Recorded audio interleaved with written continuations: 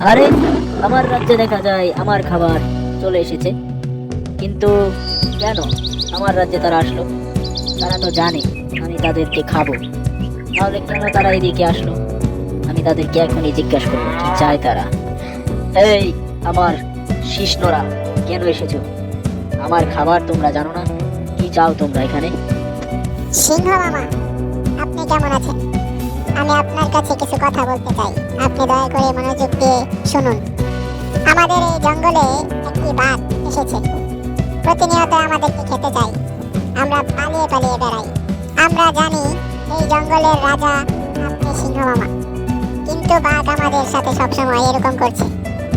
এই সমস্যা শুধু আমারই নয়, আমার সাথে জেব্রা ভাইও এসেছে এবং একটি গরু এসেছে। তাদের কাছ থেকে শুনুন। কি বলো? এত বড় সাহস! সিংহের রাজ্যে বাঘ এসে হানা দেয়, কি করে সম্ভব? বাঘ কি জানে না আমি এই রাজ্যের রাজা? নাকি আমি বাঘকে শায়েস্তা করার ব্যবস্থা করব? তাহলে জেব্রা ভাই, তুমি বলো তোমার কি সমস্যা? তোমারটা আমি শুনি, তারপরে ভেবে দেখবো কি করা যায়। সিংহ ভাই, আমি এসেছি মূলত বাঘকে নিয়েই বলতে। বাঘ তো বিরাট সমস্যা করতেছে, আমারে খালি ধরতে চায়, খাইতে চায়। এখন আমি আপনার কাছে বিচার নিয়ে আসছি। ইহা তো একখান বিরাট বড় সমস্যা। এটা তো নির্মূল করতে হইলে সকলের সাহায্য দরকার। তোমরা এত লোকজন থাকতেও বাঘ তোমাদের সাথে এমন করে, বিষয়টা আমি বুঝলাম না। এইটা ঠিক বলছেন, আমরা অনেক মানুষ একসাথে চলি, কিন্তু বাঘের সাথে কি আমরা পারবো আপনাকে ছাড়া?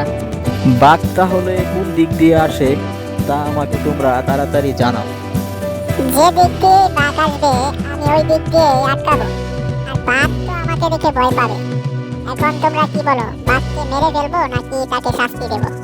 জঙ্গলের মাঝখান দিয়ে বাঘ আসে, আমাকে 2 দিন আগে ধাওয়া করেছিল খাওয়ার জন্য।